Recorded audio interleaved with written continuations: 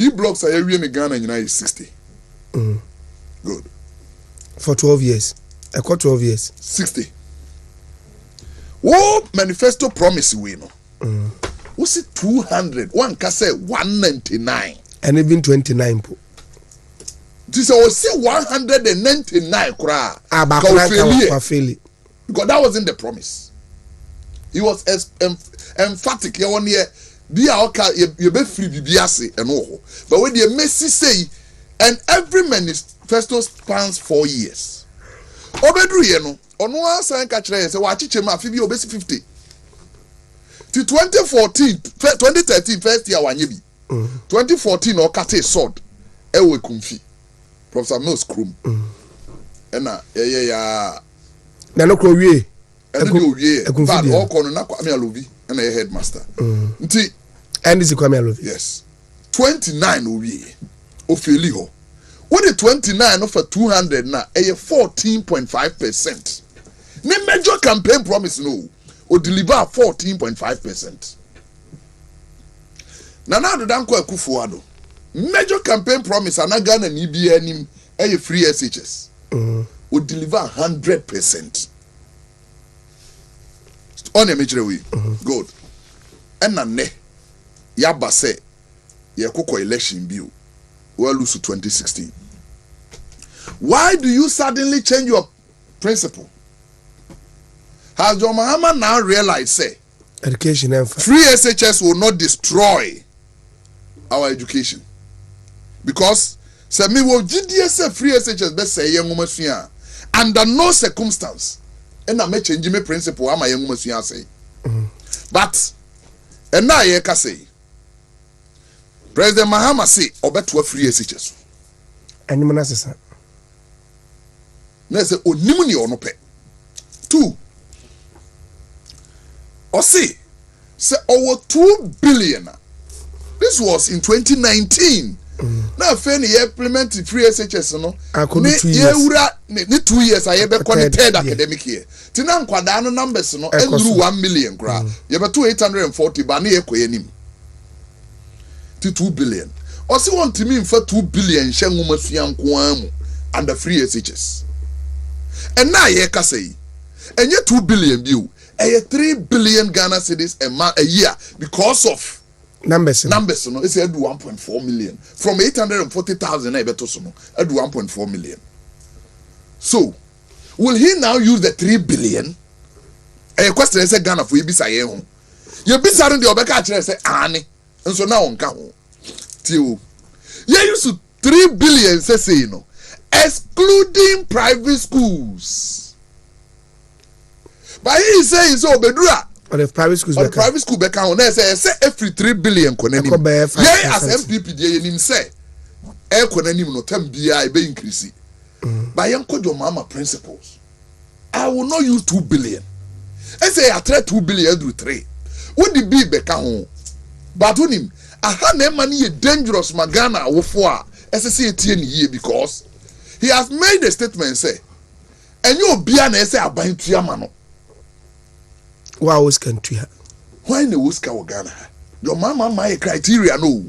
Opese ye to abama no wie.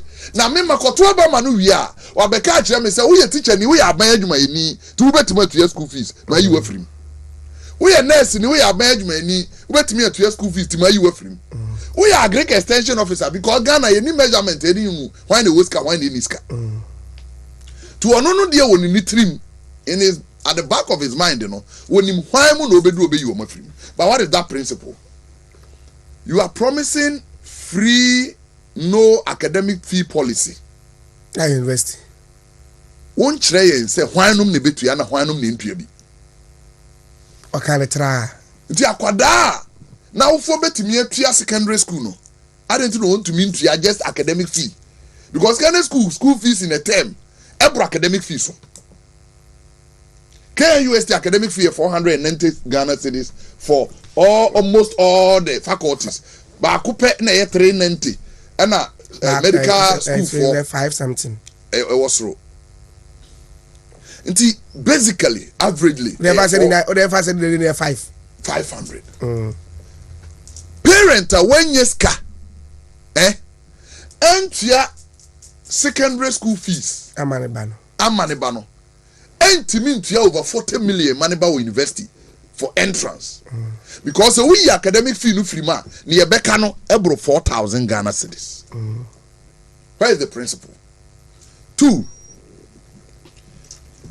what say now per se Ghana for bebre etumi ko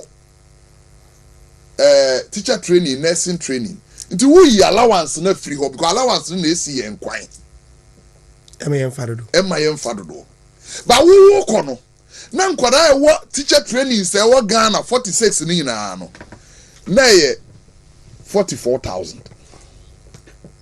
Teacher nursing na that be teacher for nko the 46 colleges of education in Ghana.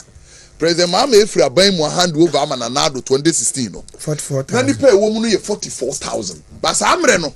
Na watwa allowance him because o pese nipa no basoro. Ti na watimi afa ama na bedru 44,000.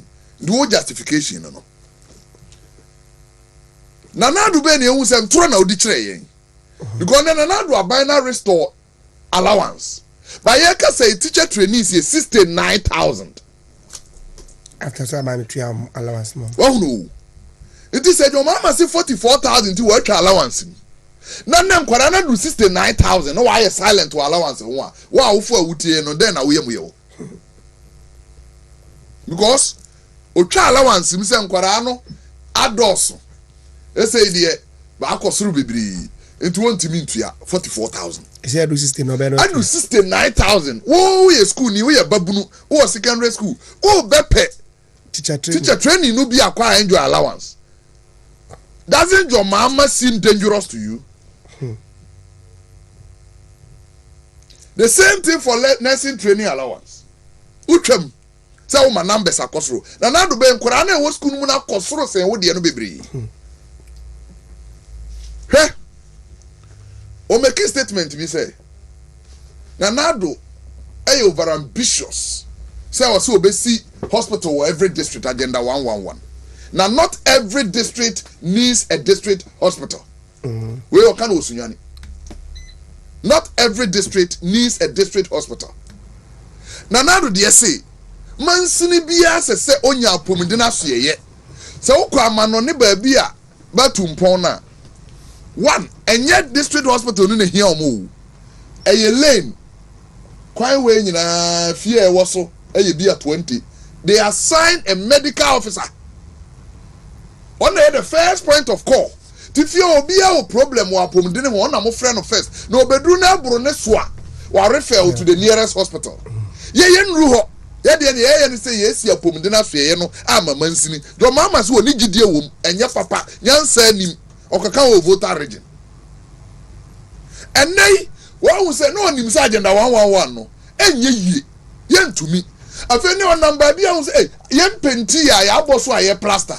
Ade be yie. So let me change my principle. Or say me ba mo ma me kwan a. Beto agenda 111 ni nyina so. No, you don't have a principle as a leader. Enra, they pushed Trump on abortion several times. Yes or no answer. I say no. A state issue, the American states and deal with it. And your federal issue. But your mama and correct sanano. Because who say nipa no pay way pe wa alcohol. Ojuka so nkwa de buy. Na men ka se michiro. Oba amoma. Bono East Kentampo South. Ose nanado. E de Ghana ban sika. E na akoto machines, drape machines no. Na ebedru ye no. NPP PCCD omu posters abobo ho na enye omu bottom ska enye Nanado bottom ska enye Baumia bottom ska enti NDC fo nko wa why a statesman o former president omu nko wa why obi poster but he has forgotten say RLG laptops na ni already ane de na enye poster o eye picture ya design ya ka ho wa ya enye ye and if you obuti ni crowd what so computer no faster for near the kind by a John Mama picture and you be a sabio any bottoms kana he brought 29 NDC we and son or moko there is not a single one or movie and John Mama picture can see more he block mama opa chere Ghana for so the bottom scan here signboard and a billboard na bo hono kra no de ne picture to so ma chro ho Mahama's e-blog me say until I make a sure say yeah discuss the principles of leaders ma baba bia no so hu na it is a would the aban sika echo share laptops now ma be design u picture shem ye sign the picture e wo mu say yes fa u picture na e bakane wa hunu say nyo bottom ska obi poster keke da ho anso kra to a etumi why no won't you say you don't have a principle as a leader and me follow sa nipa no because do be kwa ma wan ha u be tra ba bi akasa chira be hwe na ogina ba bi asesa na no ama why a third person because now your mama and this is spokespersons be bre are useless because some be your maka ne ba bi agina so a okoduru ba bi an wasesa ne ho ajinkwa enne ye kase kanima mpani John Dramani Mahama see a ma kwan ma oba wo de ye ska e bete Ghana Health Trust na e be friend Mahama K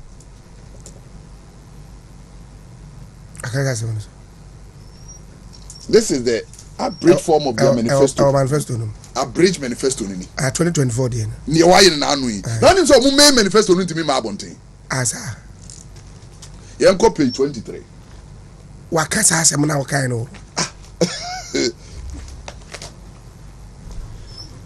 heading to further ease hardships we will introduce various social interventions to alleviate the current economic hardships and protect the vulnerable. This will include the Ghana Medical Care Trust Mahama case. We may one of them. What kind I read on Namina Walker? Now I know the Ghana is cannot be. And I go to the former president for you. Nia wunya ma inconsistent na ya ma u to me only principle nya so inconsistent inconsistency de akura de say nka bia obekọ kakra no ba ono no de ne say onkwa ma u on sign manachi I do not believe in free SHS e be say o ma no masua gina ho impossibility chuna ho say Ghana for every the free SHS as also free SHS dey e fa yi na be boa no you cannot be a good leader right Nelson Mandela can't be or see nipa biara or change nano depending on nipa on need in common what to mean you can for papa any man who changes his principles depending on whom he is dealing with cannot be a good leader. Nelson Mandela statement no and that is why John Mahama failed. Only principle Mahama case me say Mahama nya mayo ade a wose Akufo-Addo pieces aye na be de be poster abobo drip machine hunti yanko wa wa na nye be scan be de toy no ono ade a wo dwene se wonya kwan da achi bi obeye no de nidi atoso dada ana enye yi no yenye yo odnidi atoso in advance Mahama enti wo mekobo atwede o ayi no krachi no o mebo atwede o drip ho o krachi no so wo mahu manifesto no say Mahama say or the bibi be friend Mahama case na and this for 100 o mo read the manifesto nuru 5 David I'm telling you that be am catch us and be say can say no credit our am fanya he that's what part I see I present the question this communicators na kasa say do do say the wo we bi we ya kasa wo bi I'm parking kan na me say you may have your belief you may have one kasa ni ewujidi don't impose it on Ghanaians if it's not good. So up to me. I mean, can't say me. Dr. Baumia, Achuru book. Former President Mahama, Achuru book. They all want to be the leaders. Fortunately, they are all nordness. Bibia. But Obia di niye wonim, niye wajidi, niye womusuye hunu, ene bagana. Baumia di ne. Good. Well, me actually any book in 2010, you lose 2008, you know. Not true book 2010. The title. Transforming African economies. No. And also say Africa. Be koye ni man. Ya Ghana nko o. See ebe to me a catch up with the developed world. Yen drift na yen call digitalization. And about me. 2010, 14 years ago.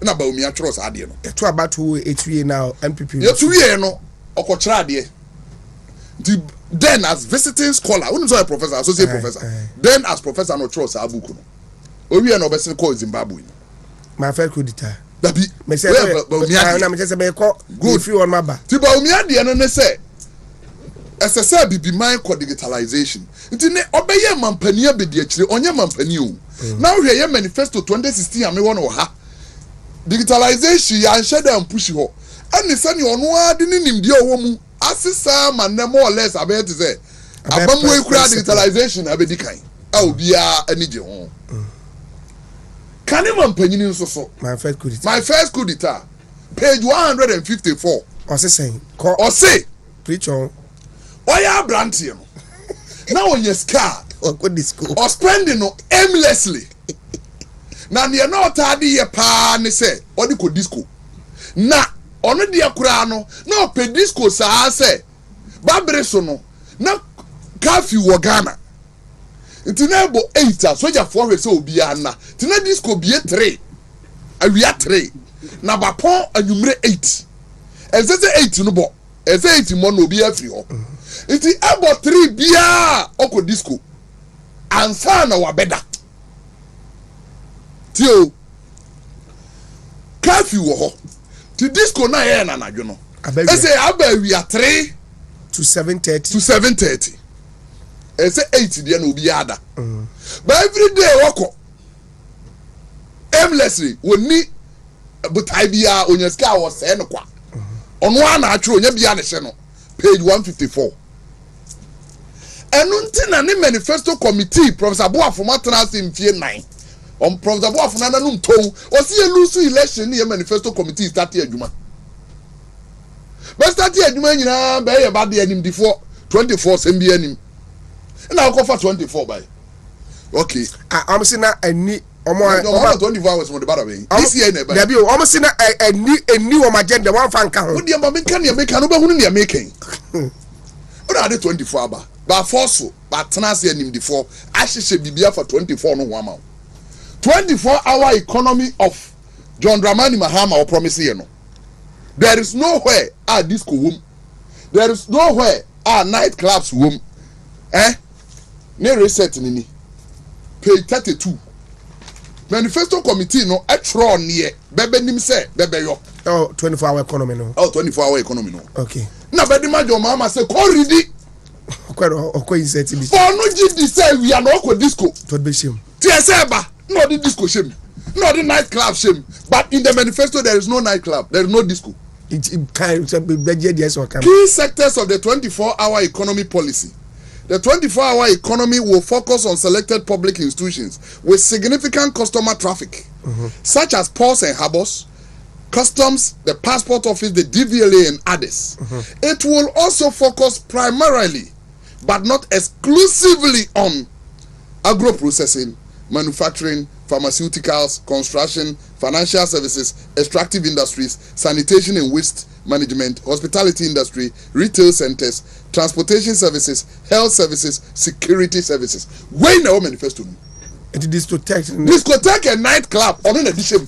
Your manifesto committee, no. Professor, no catches the master. What me for Sadia we me Professor Boafo. Me draw manifesto, me banko shemfe be 24 hours nightclub. Imagine ho. Adna je wona fasa. But ono ye babunu no. This one work up. Minim so ati na me kire ya. She say ba umia ye babunu no. Osua computer. Osua niam hihye. Ti ba umia se obema ne abafu computer magana niam ye nyina aye mre. Your mama no tuti onu computer no ohuna de kuro. Ko disco. Amanfo osua computer no what na ayi disco. Awia 3, awia 4, awia 5, anwumre 6, 7 what disco bro. To ala say. Onu nyame o, onu ni book no wa wo bibia no bie page 154. Ne eya wo hopa where da ye painful no say no onye scar or spending aimlessly. Onwe ho no say no. So now, yeah Dave, back am ya di bi ma ho. Boss ebo tornado asem na yenti. Yeti tornado tornado akasem bi pa na asem na tornado kan na We are supposed to be social democrats, for God's sake. And what do social democrats do?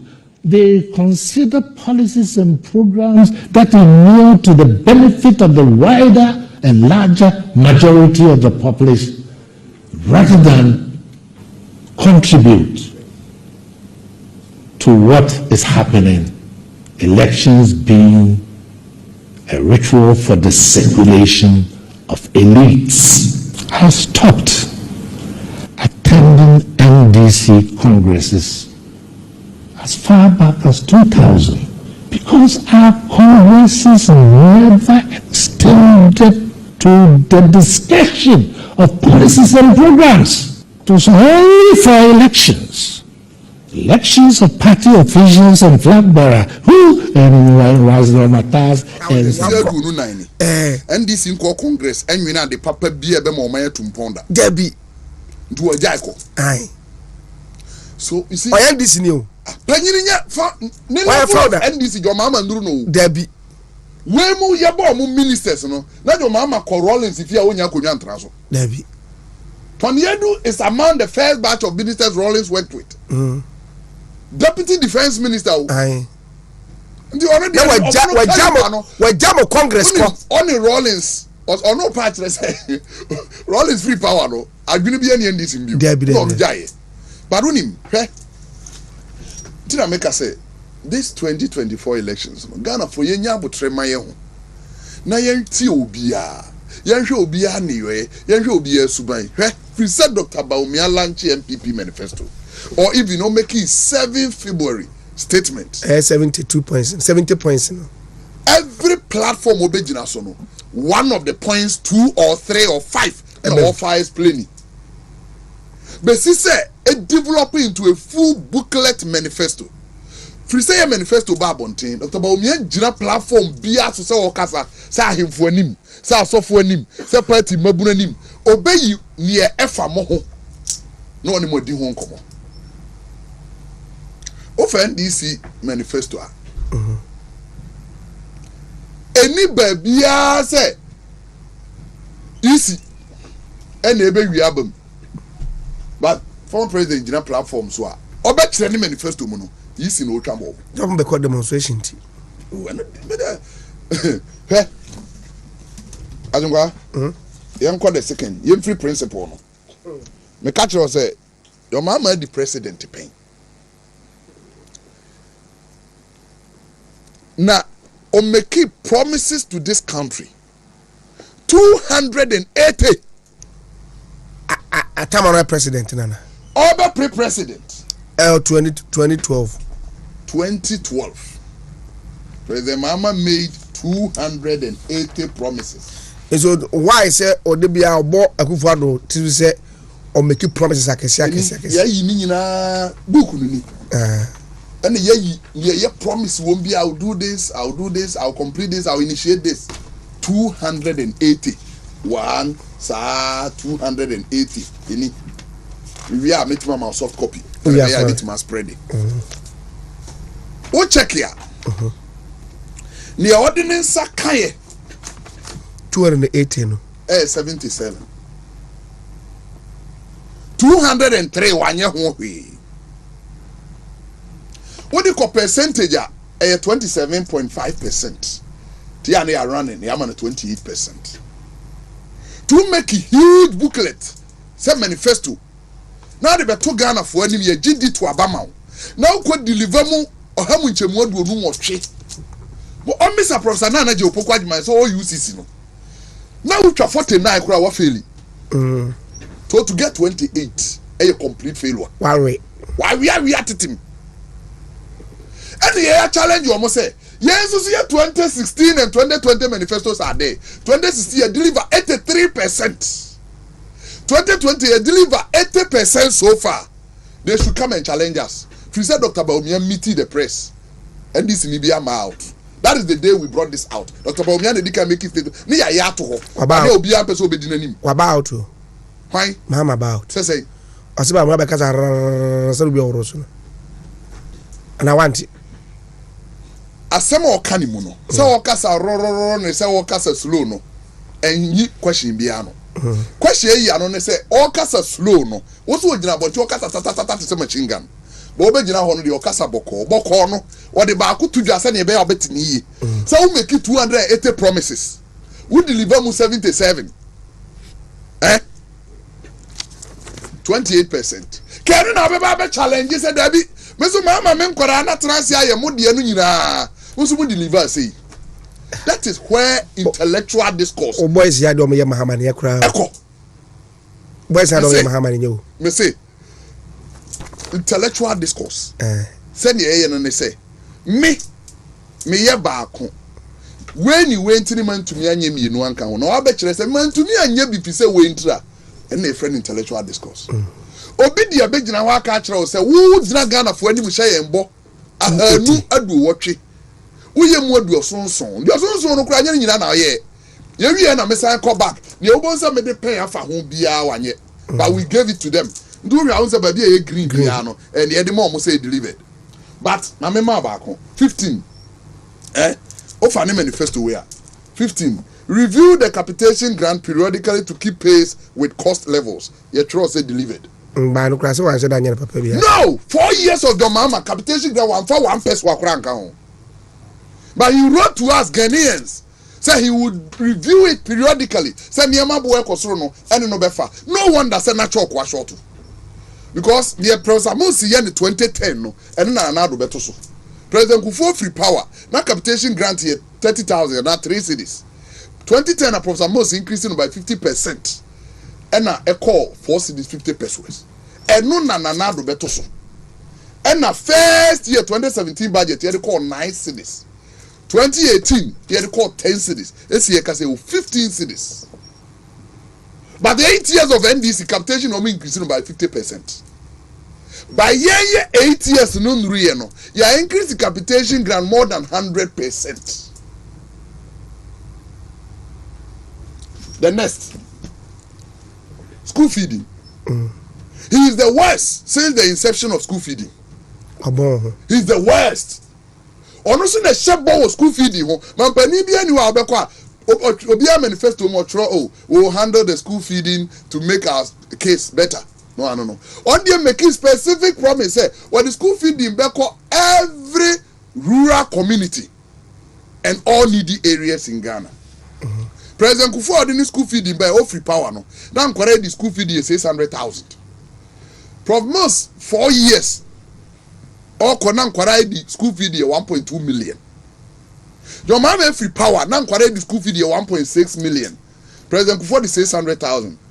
Professor Moss 600,000. Look when you're full 4 years, 600,000. Your mama full 4 years or the 400,000 in account. And now you can say Kwarai the school fee 4 million. Now Nado, at the 8 years, no, I didn't Kwarai 2,400,000 in account. Yes, yeah, that 2 million or so, and then they pay. So, Mama shall me boy, me.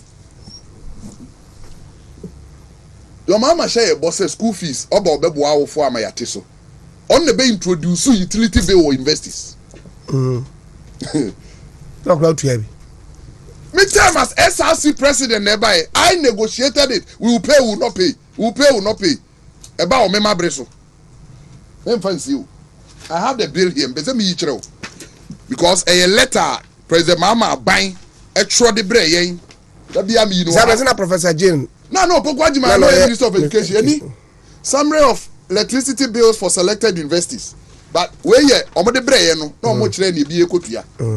Electricity Company of Ghana, Electro Voter House, payment of utility bills, University of Ghana, way UCG4, and the Trodi Command Vice Chancellor Ghana. And Vice Chancellor Ghana no tem bia ye president ne school na secretariat no ti samre na professor Ayiti and the president na secretariat no Legon to omo throw letter no come Legon date no ye omo receive no 20th March but omo throw letter no 17 March 2014 nipo osan friend K Ataforsen acting director customer service DSA following the directive from the Ministry of Finance as per their tag letter. We would like to inform you that effective January 2014, you are to pay for all your utility bills. However, Ministry of Finance has agreed to make provision for the payment of all arrears as of December 2013. You are therefore requested to make the necessary arrangement to settle your electricity bills. Kindly contact the undersigned on the regional manager for Accra East region, ECG, on telephone number this. Bills nini. Do we na university biya bill I so kotua echo. Then Ghana let away no. University of Ghana na ne bill for 1st January. 1,092,842 Ghana cedis 71 pesos. As a balance, almost be na 10 billion 900 million 920 million.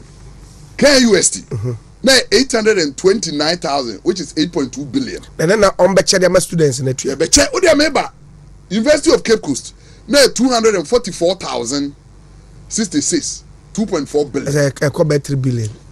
Tia check we no. You have to down know say will it follow for a semester because students in their bills month say o chedeka almost semester fee mo you nim say ade ya ba vice chancellor framing they are chere me kama you on another letter ba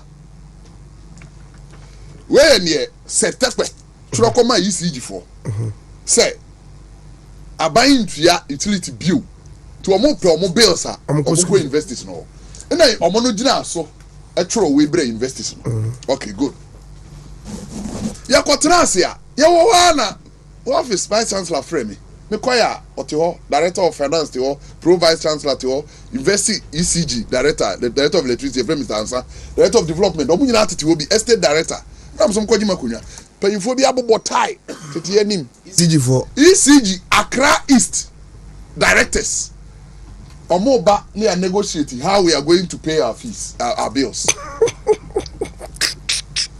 And yes, you, your mama, and the man of Pokwaji, I will also make a tremor. Right? We sat. Yeah, bill our students. Now, beer, we are students, our hostel, are buying school. What campus? Now, but you are 900 Ghana cedis as additional fee to your fees. 9 million to this cano. Yeah, near high dynasty abontino. Students are all here continuing to the abonte. But we have 500 Ghana cedis because we use to library. We used to project our light to lecture theaters. We have 500. Or more at home, but we have 900. I started fighting this. Something to say because now, as MC say, those days, now they were expecting 3 universities to lead. KUST, UCC, Legon. God, I can say for me, answer. Unfortunately for me, Legon SRC president NDC. KUST president the NDC. Legon SRC president there, Mimi mate. Onu na newoye K2 North NDC candidate. Edem Agbana. Former deputy youth organizer. Maybe work at UCC, no na Legon. They could not talk. No, God, no, okay, dear friend Fuga Kokono. Kewa NDC. Na me kwame NPP ni. Na no mo fighting. Na students in there remani. And almost then I'm kafa. They wouldn't talk. Hey, me say, Okuja to a black one inviting all leaders of institutions in Ghana. That I know university. No, you're deputy education minister. In charge of tertiary. On the end, you have Accra International Conference. Yeah. And you're going to say, or be convince you why we should accept to pay the utility bill. Or no, Becca Biafa Honaka, I win. He was pushing it. Opa Obia Utibia Google, Okuja to on student utility. Or say a yes, ye betia. Near starting a summer because ultimately, or minor betia. That could be beba, Tia by Yonsum. Me fight ya, ma 1 man or NDC Pennipa, me bonny dinner because we are critical. Some of the man who's at the Bruno, a friend and I say assembly battler. Yeah, not many in the UCC council. He attacked me once. So why am I so noisy everywhere? Talking like that. I saw catch that. Yes, meaning how it takes to generate 1 watt of electricity. Pennymuno. That is the question he asked me. Do I know how much it costs to generate 1 watt of electricity? All Kasana and Vice Chancellor Famachi, no, then to me because you saw say, Minya Kwayan Kameka Wansen. Yeah, okay. Students paying for utility is the way to go. A black one. And then the Casa Sano. Me say, wait, November 6, 2015. And then the Casa Sano. To kuja to a black one. And I know what push Ghana or for say, young some utility bill. Young fair on to her. Hey, President Mahama promised Ghana for 3 inland ports in this manifesto. So obesi baako e wo Nkwanta. Obesi baako o Gambia number 2. No wasi baako e wo Boankra. Se Boankra de kwa mu ye free de akọ north. Me say wanya wo hwe the 3 no wanya krokra o 2020 manifesto no, that is why he was planning to take it to Wabili. And now what kind of 2016 no there no a promise say obeye Boankra obeye Nkwanta what can say na when you Nkwanta tio Nkwanta Boankra Gambia number 2 you no can no. He promised us fishing landing sites 12, fishing ports 2, 1 year 1. I say fishing 53. So they remember me been through answer. Then be ya e ma say me kan sa keke. Page 50. I'm for ya David Boache Bono East Regional Secretary ne din komo na we chama utumi ka say be say sa Bono fo no de fisheries. That they know. The NDC government will introduce the fishermen's life insurance scheme in my muscle. Also, but I call the next one.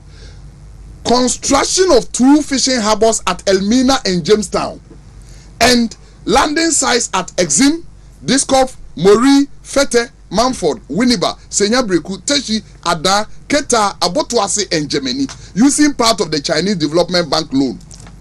Oh yeah. 1 year 1. Yeah, can say Jamestown. All the 14. Na na do ayewie wa bie Elmina nyame bo afiada Senachi fiada na do bie Jamestown fishing harbor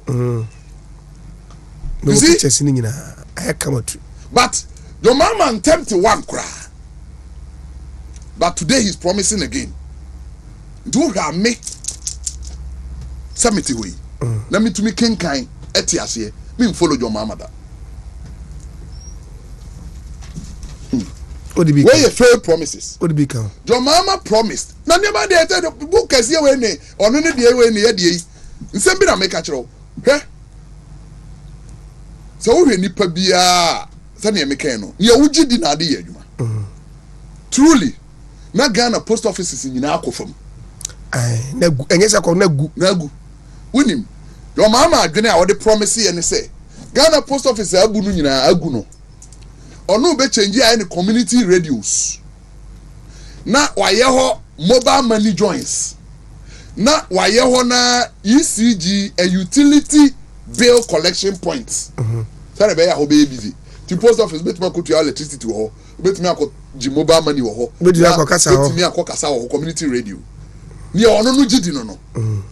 And one we say how can say ya obi a onu no be post office pay 68.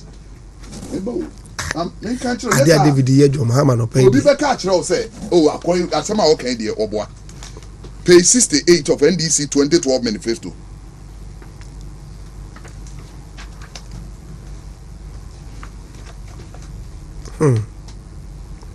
David Boache. Metropolitan Municipal and District Assemblies. 1. Filing of existing vacancies in the existing MDAs and the staffing of the newly created ones. Conversion of post office buildings across the length and breadth of the country into community information centers and utility bills payment and money transfer collection points. You no kind no na dwene no. Ene adwene kra de so. Ene Dr. Baumia obo ko ho no. Ya convert in the post office samana ne post office for the near kwa amanone. O pese o de ade ma no busuani wa amanone a o de kwa akere ananum na akoduru. Ba ne Dr. Baumia adwuna ka ho bi o ne se. Ono na breso no. Obi ankodi la ankope passport bi o. Because you only nyina ho. To do mobile money phone apply. Now the phone na tu ya wo ho na post office for the abrel. That's the level Baumia is taking Ghana's post to. The level your mama is taking to reset it as I'm the one to me. Now, person say information center, inquire community information centers, inquire utility bill payment points. That's the difference of the two we are talking about. ECG for so many baby on bills na. Pension. Hona na me wono. Me ka say ninja no. President Mama promises obey pension ama kuafo nko a. the fishermen and mainstream farmers. Yet say train president mama 4 years. One more pension so that page 58. I think what? Some of so nya daji can be book na bo say. Your mama no me hokura dwiri me. Agricultural finance. Initiate a pension scheme for farmers as well as an agricultural insurance scheme to cover agricultural risk. When okay you? They enter money every way so. In the new manifesto 2024 then. 2024 you know. Pension promising for farmers and fishermen ko want to me. Ah want me anya no. 26 e say do the amagana nyina. Page 26 pension. Implement money a unique pension scheme for informal sector workers such as commercial drivers, commercial motorcyclists, Okada. Okada show. Okay. Commercial motorcyclists in bracket Okada. Small scale miners, farmers, fishermen, traders, market women, creatives and artisans. Artisans, you know, carpenters ka ho, plumbers ka ho, masons ka ho, welders ka ho, fitters nyina ka ho. What promise 2012 4 years ye to Obama as president. Akuafo nko awanyo. And now the Akuafo na ka ho. They say they odi Ghana bi obi adwuma bi a ye bia including obi a otwi moto nyina obe mo pension. But my current manifesto no 2012 the any baby and all say teachers call rural areas no be ma wo incentives be boa. Is there? Emusu wa ha. Ewi akiri no wa ye o ba so de teacher dabere ma be se we. Teacher ni bia obe accept postings. Akonkrom ketuam no. Wa ketua no mu 20% ye de be ma top up as incentive. Wanye da na wasen atworo. So teacher dabere mu. 2012 or promises say obeboa ma ye yi assembly ayi DCs ye beto beso aba. Wa mo ho da ye to aba ma no. And then wasan dia be shegu. Or promises 2012 so betu assembly man for ka. Wanye da and then wasan dia be shegu so betua assembly man for ka. But the difference a Ghana and Central for mu ye nya atwem no say obi ono nya final authority so be implement say anema we nyina no mu misa no. But Dr. Baumia so na wonya ne. So mad. Ni ono ye president no kura ntumi anya ne de no. Ma me ma the next employment. Na no oni ma read your manifesto na me hunu ba bia obo number.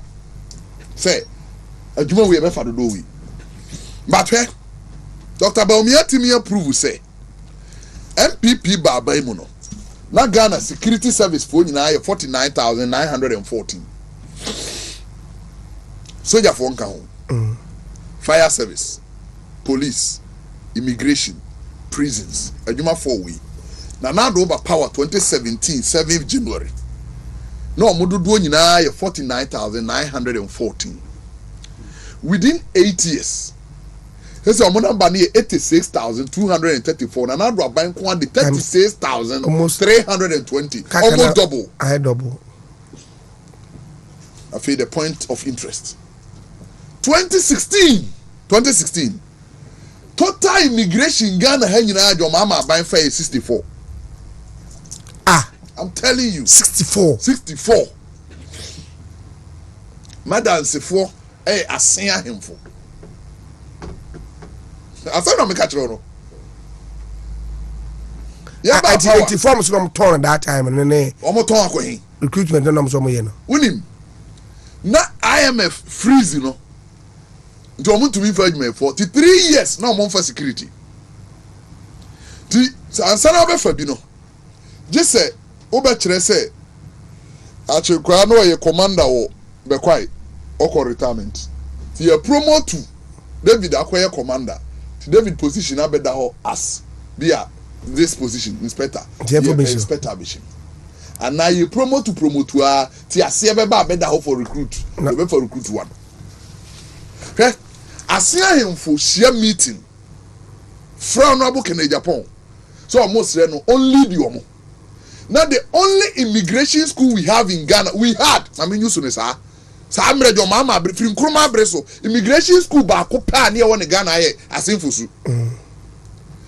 Now the whole year last year yantemunka last 2 years yantemunka afi mo be fa nipa aduosia nan na ase mi ensa no kurukura ni wa onye bi akura bi free ho ase north ase south ase central omo na school no masase so omo mas do no mo kere Japan lead omo no omo ngi school no mfra ban sem after omo de a no omo nye ne nursing training and omo nim so omo man be nya so mfa so ase na me ka kere we then this government came Ebaya Dr. Baumia first security activity no call kate sold for renovation of the whole school. Buildings are yesi no honya agro. Fi say ya ban yi not a single year and you have immigration less than 600. Not a single year. Your year be for 1,200. But unim nani then say na do aban say immigration school mienu aka ho. Ne ba ko te pa santiman mu ha. Na ba ko Eastern region.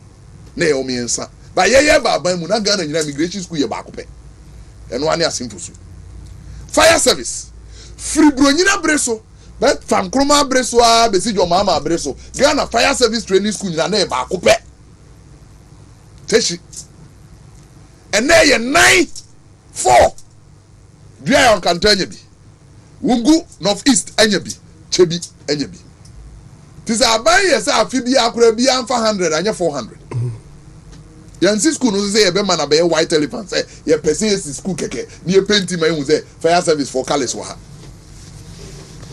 this all ye babunu na mpanyin from ye no way promise wa today as we talk in the NPP manifesto Dr. Baumia promise yen say as head of security in terms of their board or council or channel on wo matana ase one niema miensa human resource this year ye ka say adwumayefo no ye 86,000 but the omo can say obia be ma numbers bi within the 4 years of Dr. Baumia every year bia on for 5,000 ka ho 4 years enu 2028 no Dr. Baumia say ne commitment obe from mabunu nko a security service police fire immigration prisons 20,000 stated black and white in the manifesto.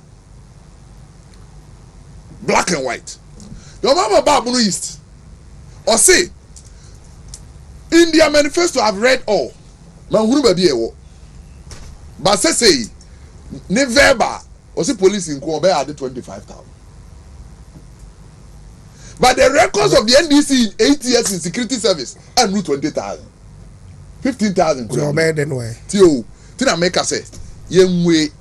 Enyen tokwa say wo wa bedim fie motwe first 4 years as vice president the next 4 years as president security for amofo omo nyina nru 15,000 o de emfa no 50 yema omo 20 de enka say omo ba no 2009 no na Ghana security nyina ye 20,000 na omo de bi be kan ho so far 20,000 yes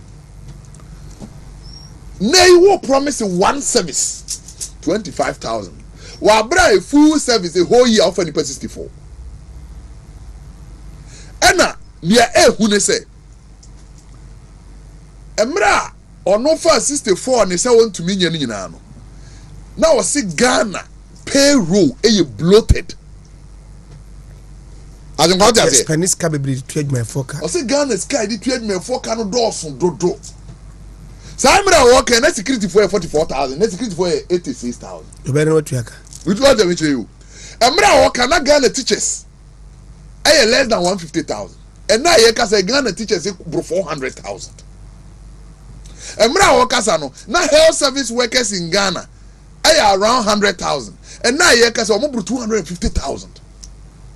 Tell me I am share wa say ade na papa ye di capitation grant gi ano 450 pesos eno kra wantimantu ya all kono de ka more than 300 billion cedis na now the capitation grant ye 15 cedis na ebeja no na nkura no so akomani right abuja for David Boache Bono is regional secretary jawajo na chama utumi prophet I was akeneka me ko nas ko jempaye abed fokwo wa ha fokwo ti sen me Joshua bro na David fen one or two ade asem no say ushia de say na kan say also obro hobi wo hafo ye de ende ya na ye ne fon so say ye de guitar ma ya na ne fon so ye mfa I'm looking for a time wa ho menya kwambafo abronye wa ha na menya David Buachi wa ha na menya your friend say abronye wa ha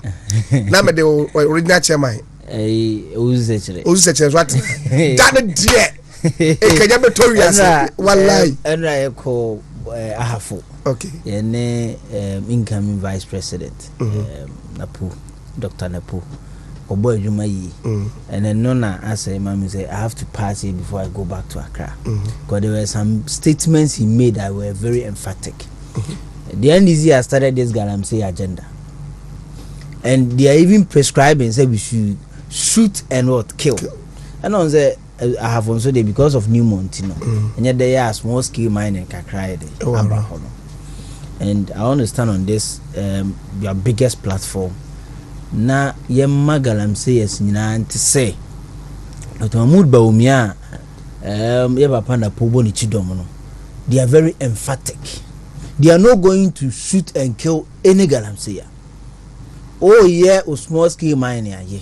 Emrana Ediabane is very clear. Say it should be 100 meters away from any water body. That is very emphatic. Now the Mahmoud Bawumia they say manifesto about mining and they say the backbone of this economy is going to be by this miners. Because gold for oil no. Sa Bank of Ghana purchasing or gold purchasing program no. Ebe boa be strength ya me see deny dey. Ai kesi. Aside that was the gold news abe bo see na chi dom. Ama na timi agina pintin. It the next Dr. Mahmoud Bawumia economy no. Small scale miners no ehun ba be hia pa enunti e na oba be bie bank ebe mo madwuma na dey. Akoso. Sa agenda na ye fall a trap. Going to 2020 election na omode ba na ye galamsey excuse me yes ye fight ya de na ye wie na omrenze obin ho kwakubu ahen no nam kwakubu ahen Dr. Obin afa minerals commission boss afa chire na afi omo say sa de na ye ntomu bi ye ka chire omo ne sa old NPP no sa 2008 NPP na utimi flip omo ye NPP we nya bi ni o David one de mi David aye wa pe book mienu enie mienu wa ye NDC for knows no ye NDC for knows no compare no kama so they are o compare no kama yeah you know you see enura mi di Dr.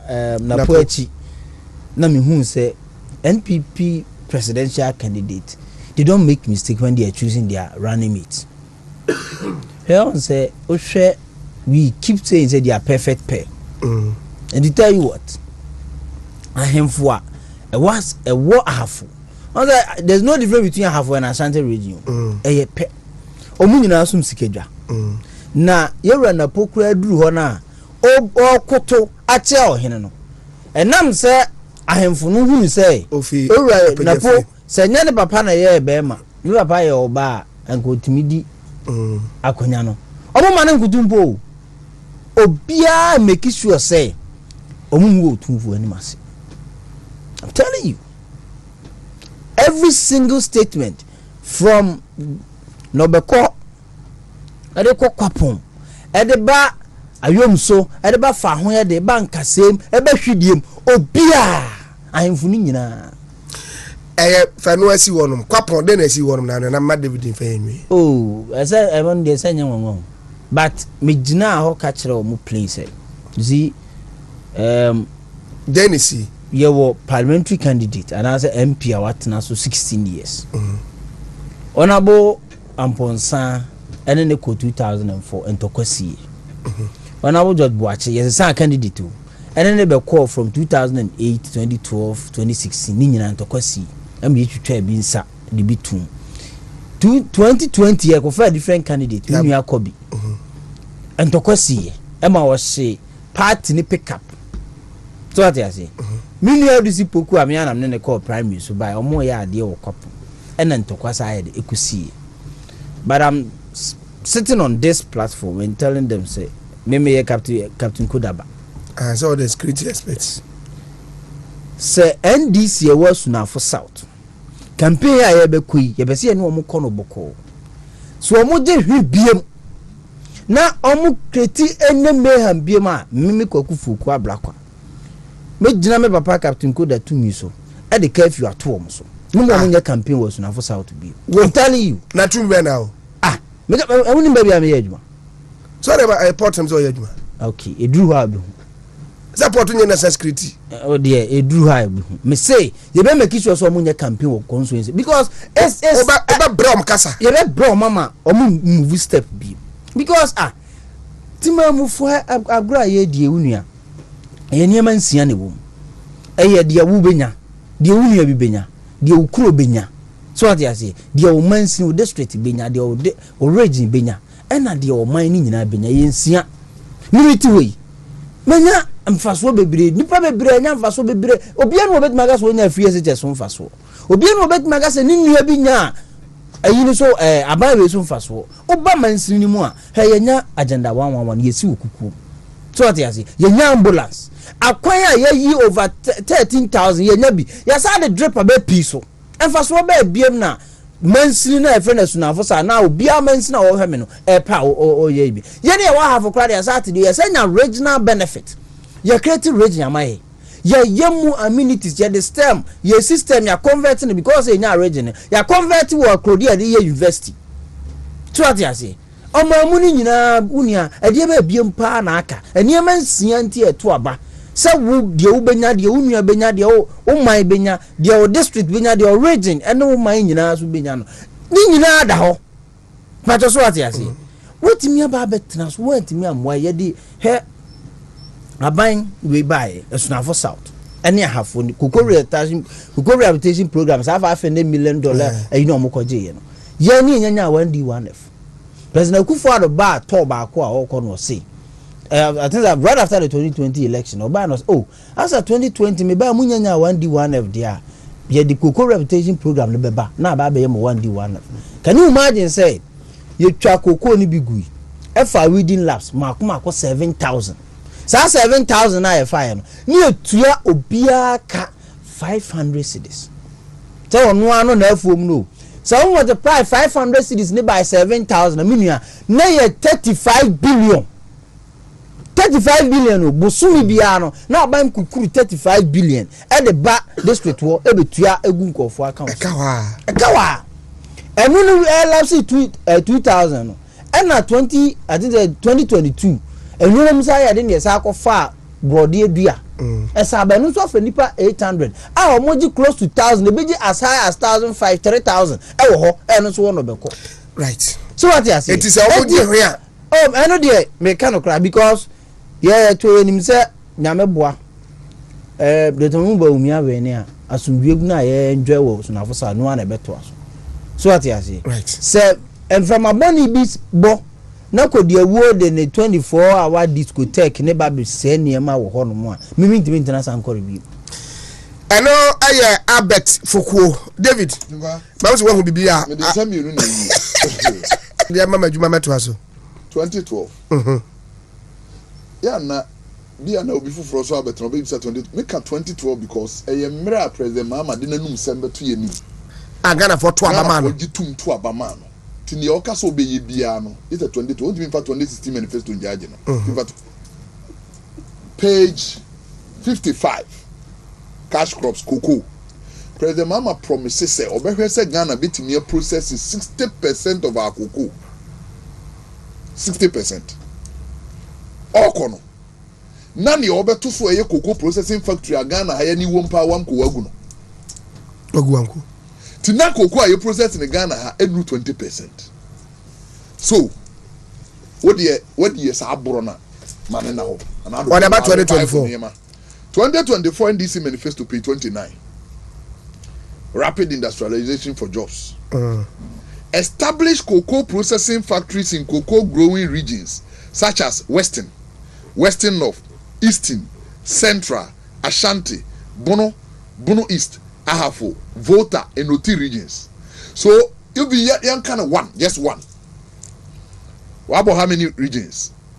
Western 1, Western North 2, Eastern 3, Central 4, Ashanti 5, Bono 6, Bono East 7, Ahafo 8, Volta 9, Oti 10. Your mama is promising not less than 10 cocoa processing factories. Your ben why? Wabra promising one to me anye. Ni also be good. Ni awo no kura na ebo o man no ye be na completely dead. Na do aban na san ko pe bosia be che wam kuma ye preja ne bio. This a na your mama be ka kire me say me hwe ni manifesto we mu. Na wa promise say obesi cocoa processing nya factories. Yanko the next one. Na yempon.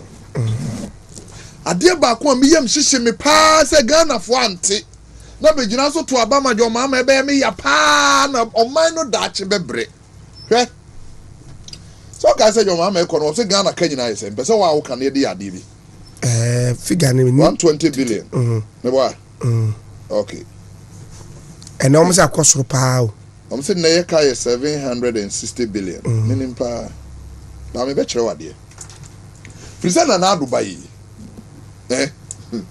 sika odi awura ngoma suam nkura eburu mahama ka na mahama de a yebeto so Ghana say number so wo ko nyina ti say ndisi ni ko gyina ba bi ka kire say NPP fo ba ye mama bosse ka ne niema ma be hunu say be niema nketenkete e wo do mama ani so no nya ne wona na ado ne Dr. Baomi ani so me ka kire under NDC na afi bia budget ayetwa ko Ministry of Education na ye 6.5 billion. Me hwe ni yi kura na 6.9 billion. NDC under your mama 6.9 billion budget allocated ka wura ngomasuya mu pa 6.9 billion. Na do bedru yi education nkoa every year ska ekom 18.5 billion times 3. Be sise ye bayi scan na do aban de awura education mu kwan 129 billion Ghana cedis. More than Bessian and this for say. Scan na Ghana di nyina ye beto so no. Scan ye de awura nwasua mu kwan abro sa aka no so. This NDC ni hwe 120 billion say hey modi Ghana ka do 760 billion we dey be dey ye wo ye ntumi o omo na niam nketenkete wo omo ni so ye ba na Ghana economy size 250 billion Ghana nyina wo ton a enne edu 1 trillion Ghana cedis na do abai abisafo ye pon na yakoni din Eddie David Boache Oyebunu is regional secretary foko ya pon say Mr. 24-hour economy me wo assemble ko pe kan 1 minute per 1 minute per I still way to the trust yen kan okra nkyere yo me hwe analysis a menua David eye na me hwe eniema omo atwere wo mo ayi ni mu a so no ready temahabo customs ne sane manema ni nyina achem kwa me show me new me no bit ma kantam say discotheque even this 24-hour discotheque even this election omuntimi create more than 5,000 jobs through that 24-hour economy he obata my port see am dey ho na me eduma edu anadwa custom officer bi efe no mozongo obeba no agye na tade esu honom me say short collection we betwa wo no anu ye den sa wa ebia wo niema no wo de aba na usika wo se wutua no anson na bia ya hwe won krata ni ahwe niema ni ehun efre ye mo akotua bia so efre ne short collection na correct customer officers wo mani abra omugu wo mo ye adwuma 24 sa abra na bia mozongo na America na fe no wo kofie otu agene short collection wo 24 hours no e wo hodada MPS does not rest any Sunday any Saturday any Friday every day is a working day but I say okwa bia sectors na no obobo no mi wunu ba bia afa ni ba na 24 hours so what you say you for ko wie wo amenka bibi nchiro na make say NDC for na supporters so mo read the manifesto no bo say panyin no dada o rate da bia make say we all the 276 constituencies in Ghana now from one well developed to the least developed 276 one last 70 MPs nyina bo so mo NDC fo saa areas na 24-hour economy to be adwuma ho opa ne yete yi yam fashion to my mu ha 47 constituencies NDC kura 9 drop so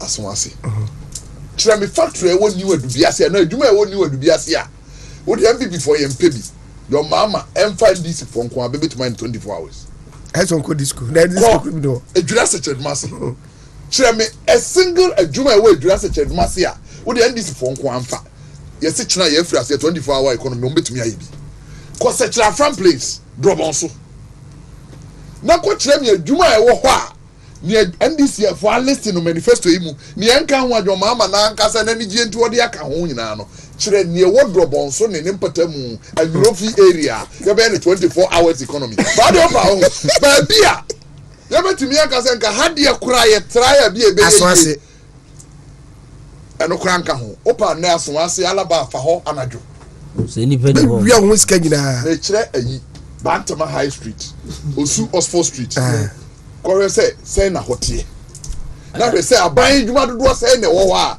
Bantama High Street I said this free Confanoche runabout ekosi Before Junction kire me Ghana aban djuma e wo ho a oben 24 hours I'm so for my pona yankwada for no yaba beto na dia for kwara media David Boatse o teleka bet foko teleka me ni Kofi Asare from Axem kwara na me no mpremu na foko na fe so no aso de boka tem se na poso de bae bosse ba e wo MC na fe asijia kamera chi me mo fa ase eya Eugene so e wo MC aro de Axem kwara na Kofi Asare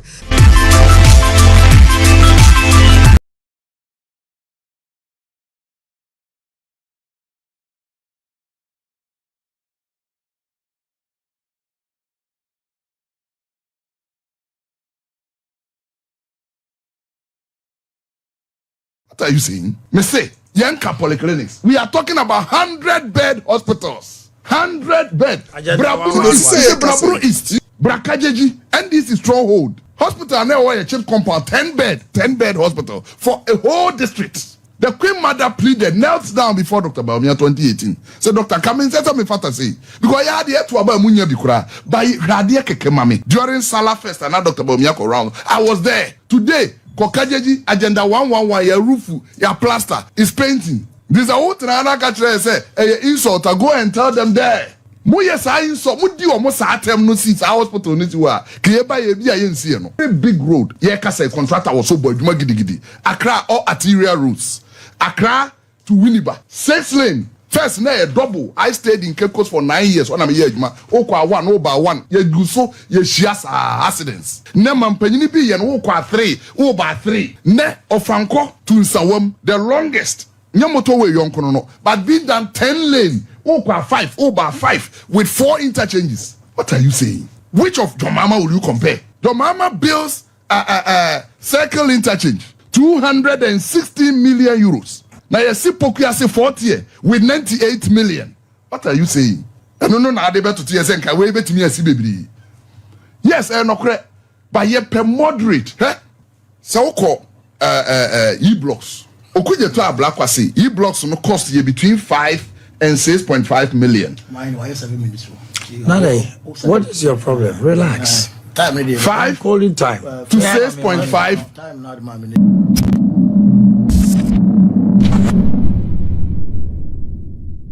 areas. Why would you want a Ghanaian to rethink na onto Obama MPP bill in terms of development? My name is Yeah, sure. Ni mo say menua NDC in Spabe Kayensa in the person of presidents Ghana ever had. Now, aside no. We are say akwa hu hihi. Mama Solomon akwa. Solomon, e bomb to say. Baby aboko. Jiwa home beba on check. Na mentio. We are say akwa hu chiremu. Ebi aka babia. But ni nyina echi no. Say de say aban niema oyo. Ama oman ma nya ho hare ana omanmanya sitina mu mfaso dia na metumi de me say sime bu say aban bi ani ho out na na do danko Akufo-Addo every sector every sector fane mako mampani bia yobi mampani bia betuni obi kura yobi na watu ho anamo tie fane records fortunately for us election a edi animu no panimfo a ekwa obia wa hoden se bia obetumi adi nkunim no se yefa obia bakosem na obia records se ne making per directive principles of state policy obia ban bia ba no ye adwuma nhihye no se obi to aso but why so na ato afoforo de yeso pa Mampani na Nado Danko Akufo-Addo be inheriti 44 health projects. 44 health projects no. Emu mako be say 13 every president Akufo. Emu mako be say 5 every Professor Mos. Yewo mako be say 23 ayeji free John Dramani Mahama. Okay. But President Mahama de no na emu mako be say 15 polyclinics. Then mienu every a champion. The hospital projects Ghana baya hododo omonsaka from 1976 to the time ABC 2017 and another Danko Akufo-Addo beto so na 44. Okay. Yeah, kasa 44 no. We wiemu more than 36 Nanado, and they are all running. 10 polyclinics from Central Region. Na emu mienu 30-bed hospitals. Na emu mako ngotwi 15-bed polyclinics. Na biwo Breku, biwo Gomoa Putin, biwo Gomoa de Rampon. Akumfudi mako 10. So it is not the case that uncompleted. Me say, take it from me. All hospitals are now by bidding in Saka within a space of within a space of 44 years. Na mako 44. Was it coincidental? I said 44 years. That is it. 44. Now, yes, say ye can keke so that we'll keep you make a metro. Tina metro say 36. Me say 30 and a metro say emu 10 na ye polyclinics in Central Region. Mabum kronu bi achro. Opa minu aboma me yi abo all the 10 achro. Ye wie ni nyina bi. President Mahama Kati sold in 2015. All Konan ye akosro power 54%. By na ye wie all the 10. Abie ni nyina adwuma. Oja 5 polyclinics in Greater Accra. Botiano na bi ho English amanfom na obabi Sokudai sa Greater Accra 5. Ye wie ni nyina abi. President Akufo de a making na ba ko Setwinsara na ye wie abi. Na ye wo the 9 Eurojet projects. And then 9 Eurojet projects no. Ye wie 6 abi ni nyina ye adwuma.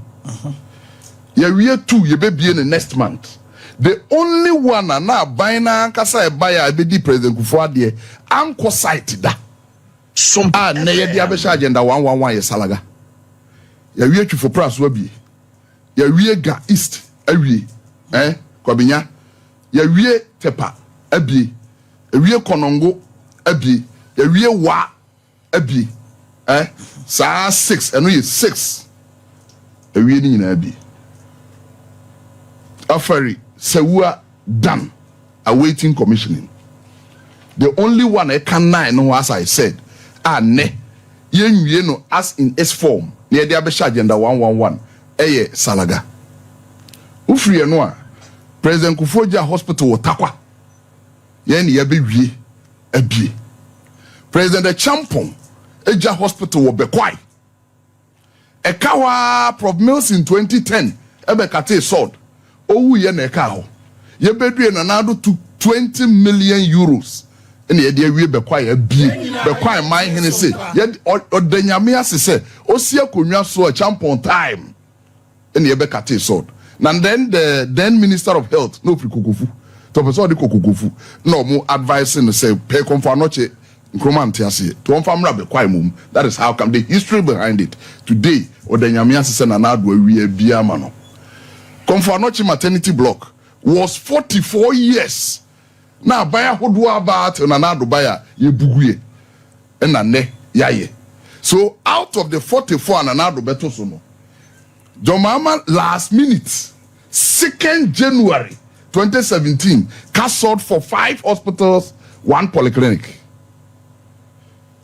Hwita Somanya Bupe Bole Bamboy sa 6 hospitals, 5 polyclinic, 1 na ye wie ni nyina abi Sompa FM 2017 2nd January na Jomama kate so Enwachi, your mama started hospital project B7 number NMS Aburi Kumau Fomina Takra de Ifia Hospital na Ekahobi Dodowa.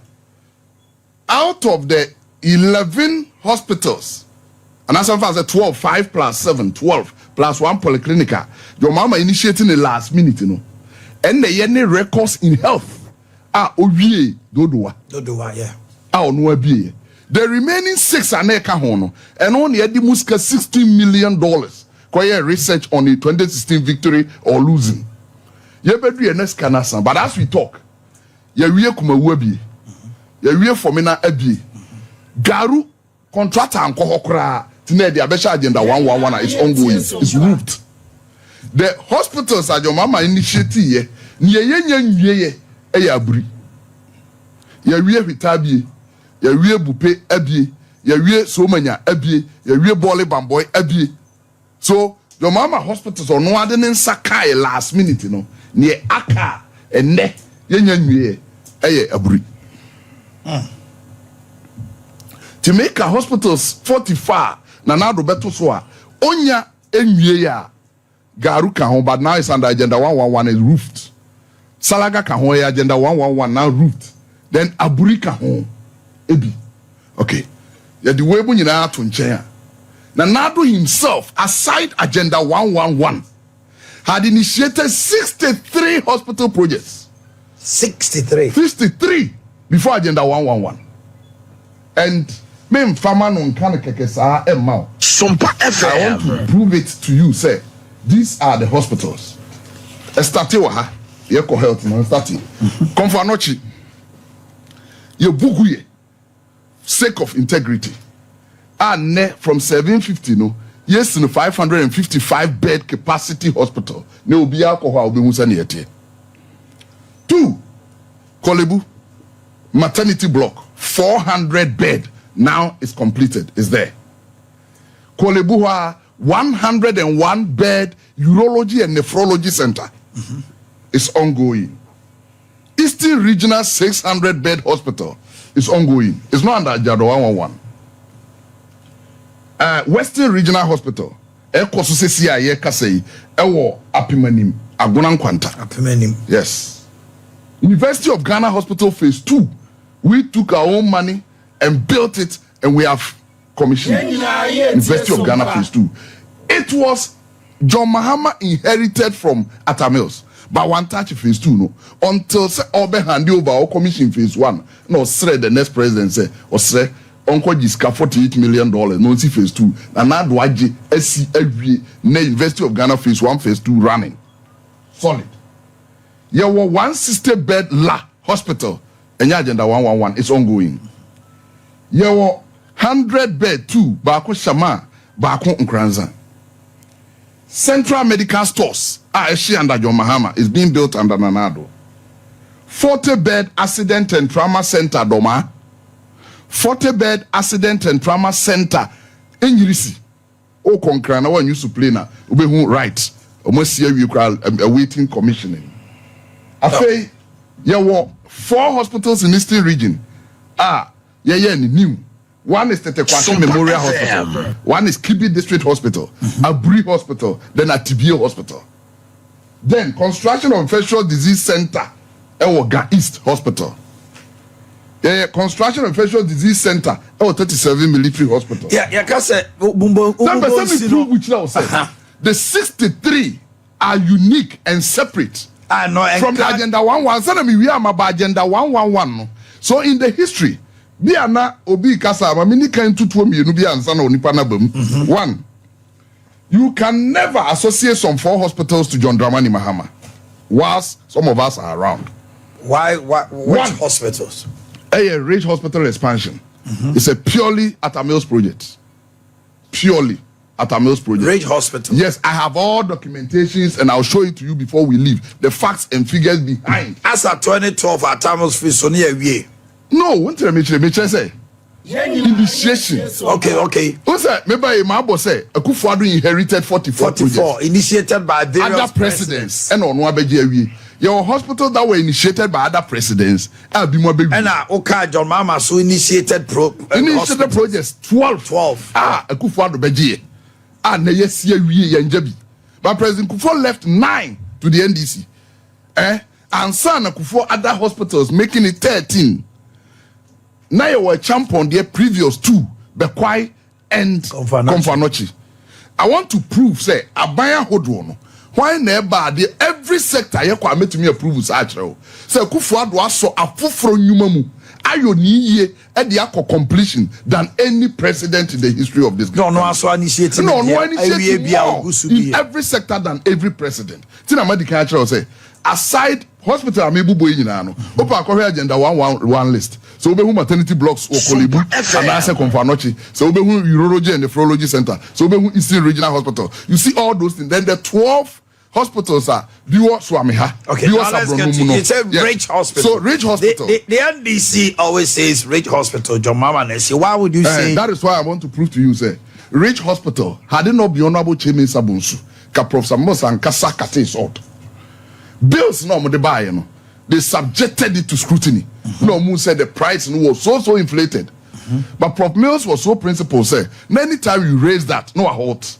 Also, ammonia investigation. So they investigated. That's why I said, I'll show you the documents when things started, when Attorney General gave the view, everything, final decision from cabinet, and San and RAZ Hospital, so Prof. Mills time.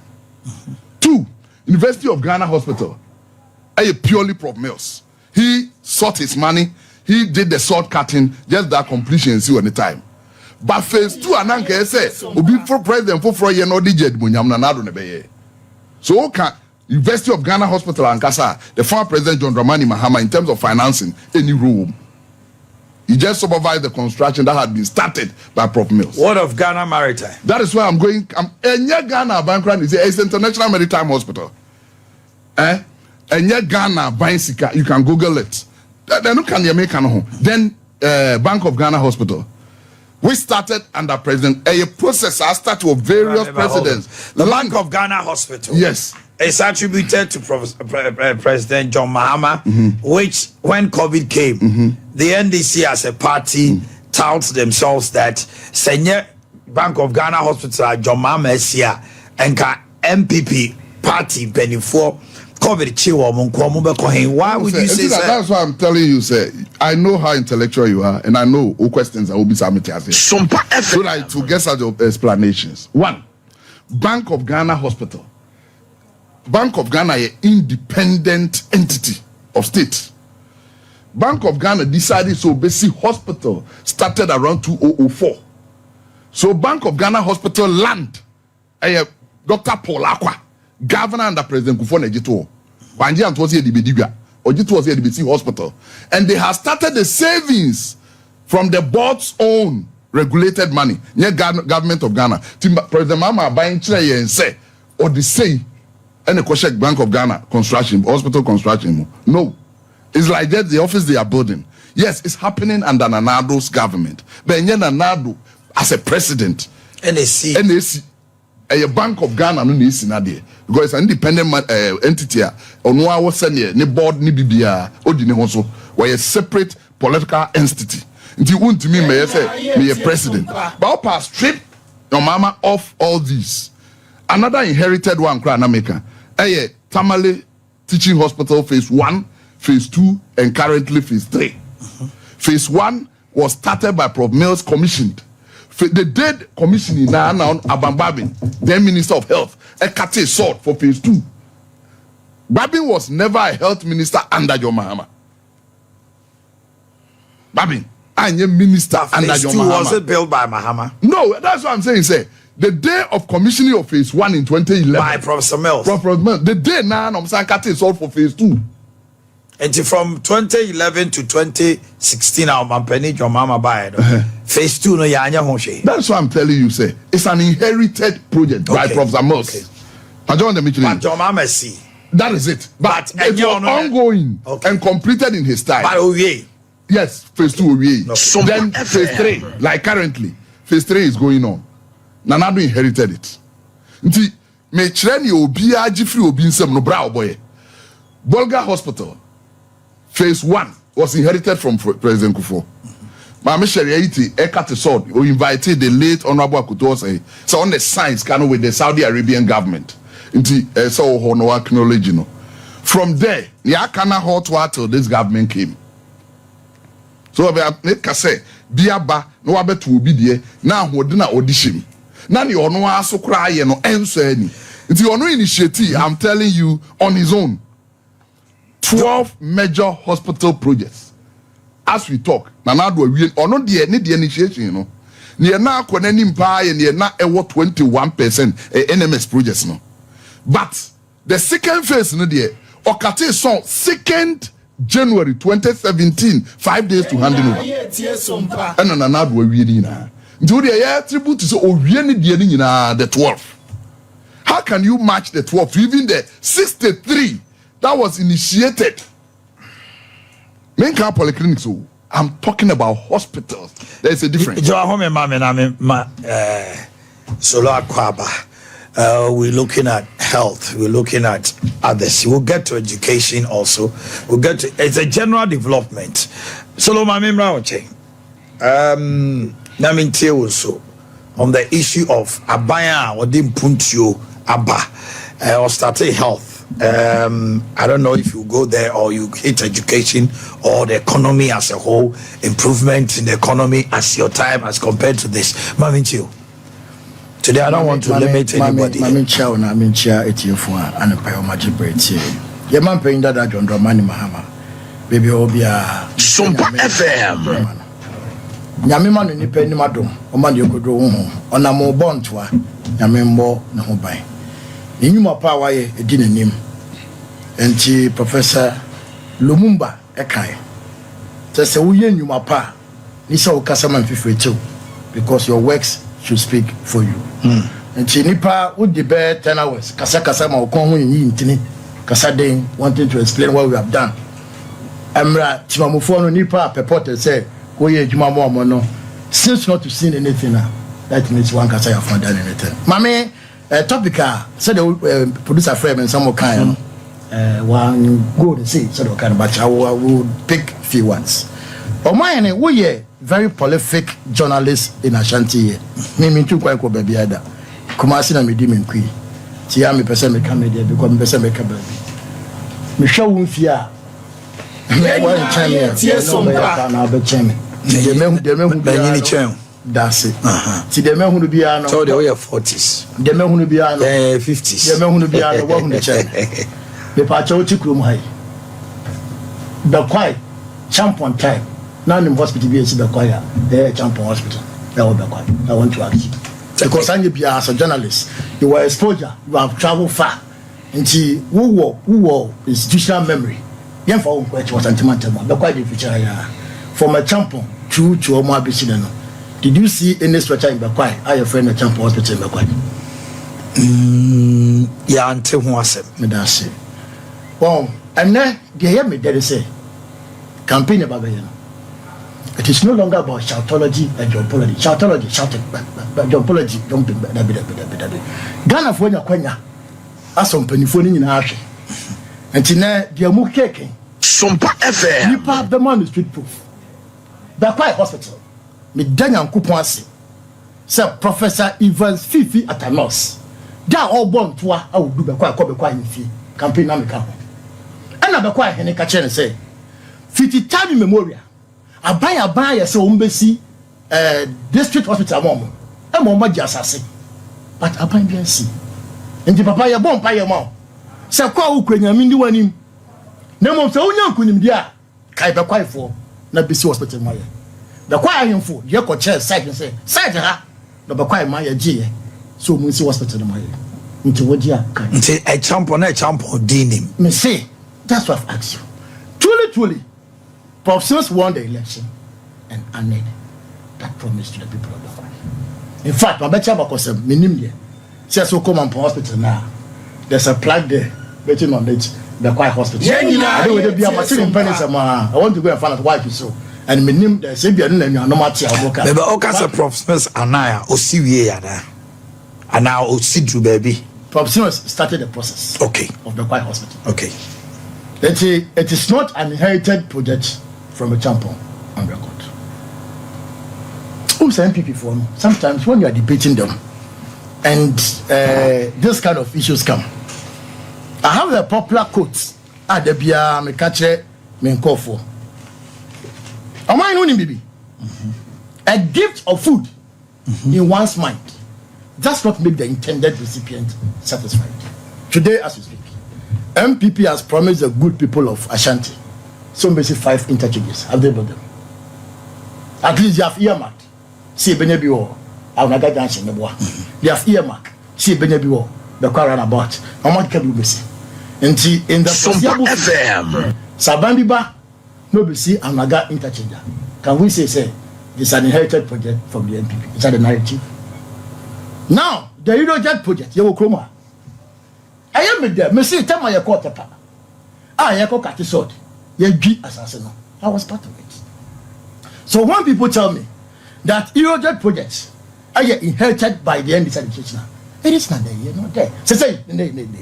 When the projects are MPP per year market, a big Akonia parliamentary approval for 8 years never saw the day of light. Never saw the light of day. Any kind of what? Light of day. How many we can count today in MPP's administration? Does it mean all those projects have been on it?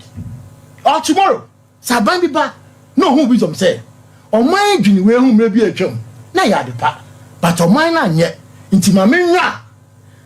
Does it mean somebody said it? Yes, I said, but they be on command and Cassaco, and then you didn't say, because they make a gun phone here. Me phone. I'm here, me present projects, hospitals completed by John Dramani Mahama. Listen, endless.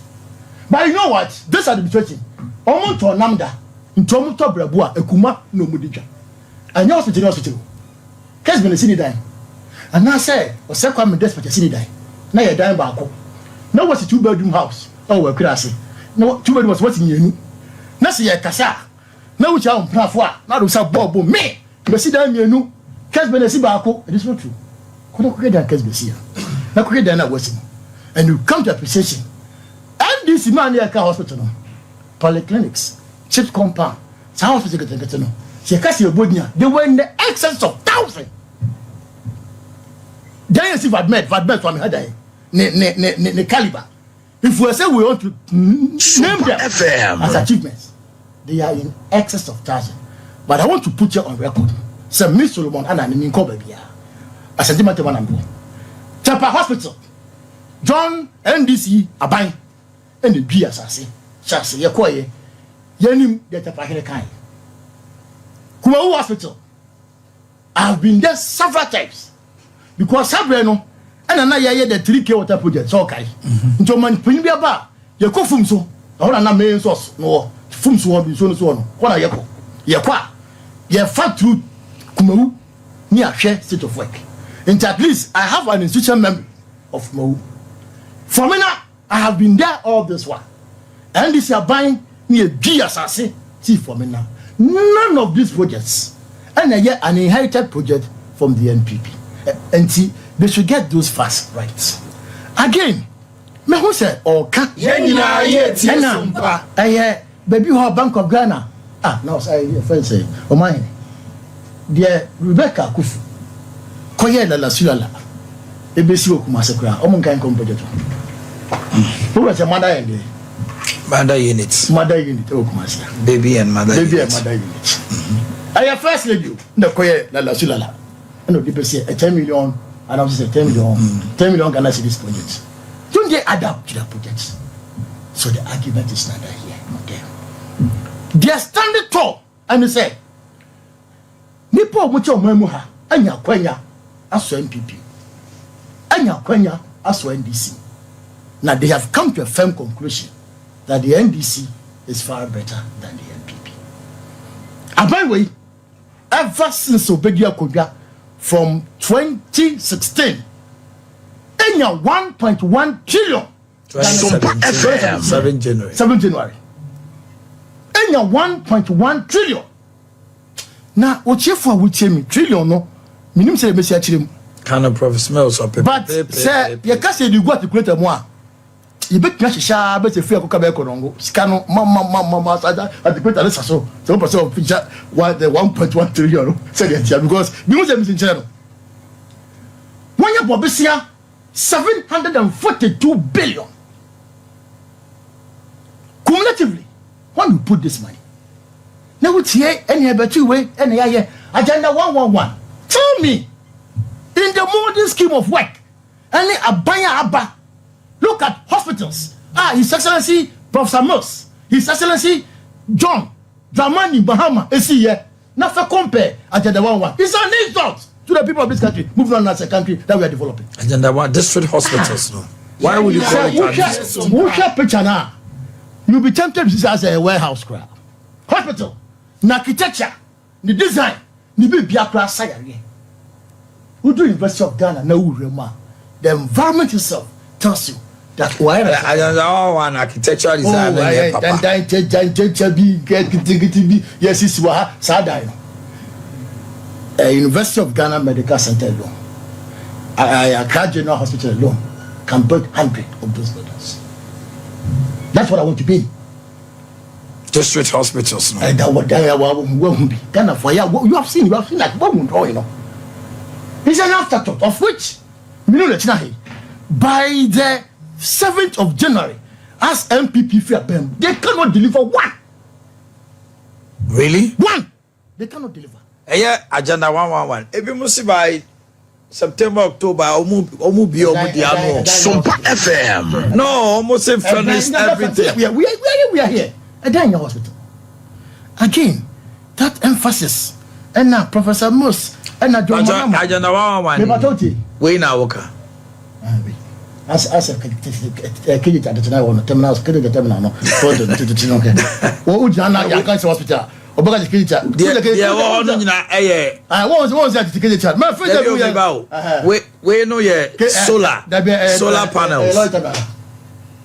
That's all we need. In this modern scheme of work, come carry hospital we have been designed by the administration. Never to say. Now we pavilion way in 1980s, 1911, when J.J. Rollins, Elmer School's pavilion. That was when they were building this building. And you taxpayers' money. And to when we are doing things for the country, well, it's okay. But you don't come and compare this to the hospital, you know. Because one of the University of Ghana can put up about in excesses of bare 200 billion. Thank you. And let's see that compares. But you see, where I wouldn't mean Komo Kenyam then say, they are adding up to our store. And you know, these are polyclinics, these are cheap compounds, these are one that we will build for the people of this country. I will be here giving 1.1 trillion, having borrowed 742 billion in excesses, gold, oil, everything that we have in our possession. And this is what we have to show to the people of this country. Now, but you know how? You be a noa, and you are dear child buying beer in the Fourth Republic. A banner will go concrete road from Accra to Tama. Abaya will establish the whole Tama city. Abaya will see Tama Harbor. Abaya will book Marcia. G can be attributed to him. KNUS can be attributed to him. When they talk with this, look at the infrastructure. Thank you. Shadan is what me say. The architecture alone, who come now, Sumpa FM. All the architecture, that is the legacy of His Excellency John Dramani Mahama. But in spite of all this, Maka said, Yaman 1.1 billion. Maka said, What bought business 720 billion. Marcus Homa Mequaya, the hospitals that I have, because this is Semicasa Malaysia, is in necessary. Where are we as a country today? Share me by boss. Maybe I hope I'll come back to this thing. Maybe I hope I'll the country Ghana has now turned like a crime scene. And I feel so sad for my country. Why? Where everybody wants to leave this country. So see you are and you're going to issue visa for US, Canada here. Me sure say everybody will leave. Have you heard the story moving around if it is true? Say a Paralympic team called Norway. Go do on. May sure say it's a true story. They have been investigated. Thank you. Now the worst of it one say yes, is that correct? We hear so, but the story we are hearing is also true. That almost could be at forced to absconded. That summarizing the state at which we are in today. Look, some people for the you. Now go our bemu, if you won't top it true. If you won't pay rent, if you have free credit, if you no coupon. Now because as you say, the country, Ghana, Nipa won't tell more. Wrap it up, man. Sir, hot to see a bobo ding. Never told. Maybe no kasa, and not time, and it is true. Governance is a continuous process. Rightly so. And this are by be yet, Juma. Not by me to us. Sumpa FM. Yeah. Sana and this assurance that every project that not within the city can include the hospital. The children will say the University of Ghana could have built this in SSS. Yeah, but we will complete everything. All right. Well, we are promising the good people of this country say governance is holistic. Today, what is the state of the economy? Are you women? As compared to what the NPP inherited. Hold it there, I'll come back to you. I would dare submit. Say it is never true that the NPP administration have done anything extraordinary than any government. But what we see to do is say, so okay, this year, we built in excess of thousands. Cheap compounds in excess of thousands. Polytechnics, but what you can say, big ones. Casiano. And there be another emphasis. Continually, our contribution to the health sector, not only sector, not only going as a medical people, literally of our health sector. All right. About then, this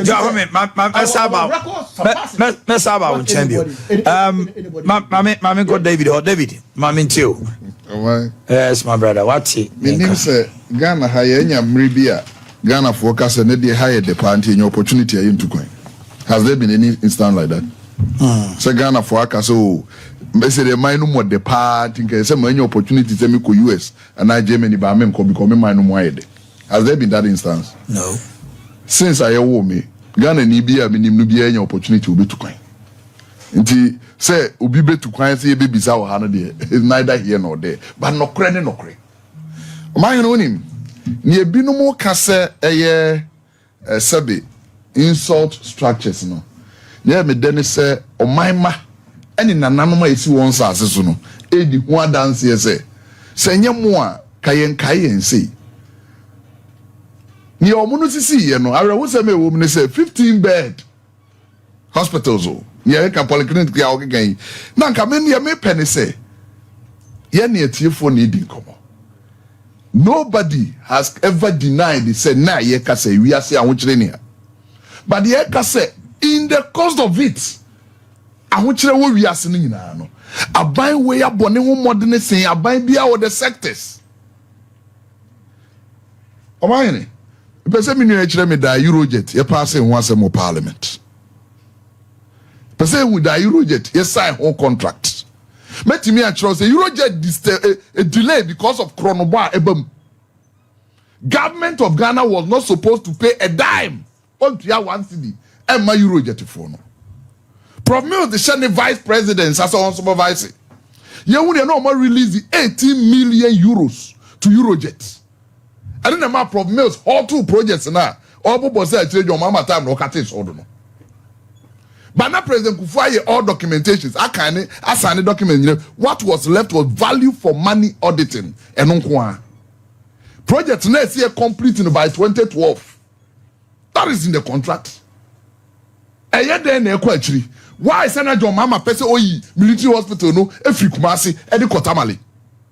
And a part of the delay. Obia upe biya kore parliamentary Hansard. Honorable Dr. Usua Free Kutomo and a fighting man military hospital cyber Kumasi. John Mama wants to see a man in my region.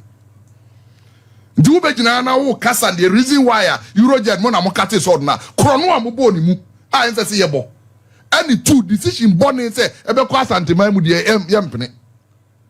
The anoma project dealer ma me kasa no chese ekope bibi. President Kufuor did everything. Yeah ba no. Na John Mama kate source 5 days for 6 hospitals. Yes we. The other than the President Kufuor we hu bibia de montu mi anye 8 years. Do you tout yourself say see a delay the next military hospital work massy so we hospital NDC MP for whole West so one TRC say President Kufuor Bay investment okay you Confanoche hospital now chile was here basic regional hospital work massy they will not allow it. What are you saying?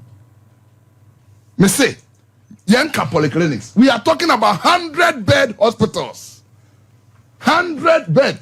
Braburu East. They say Braburu East. Brakajeji. And this is stronghold.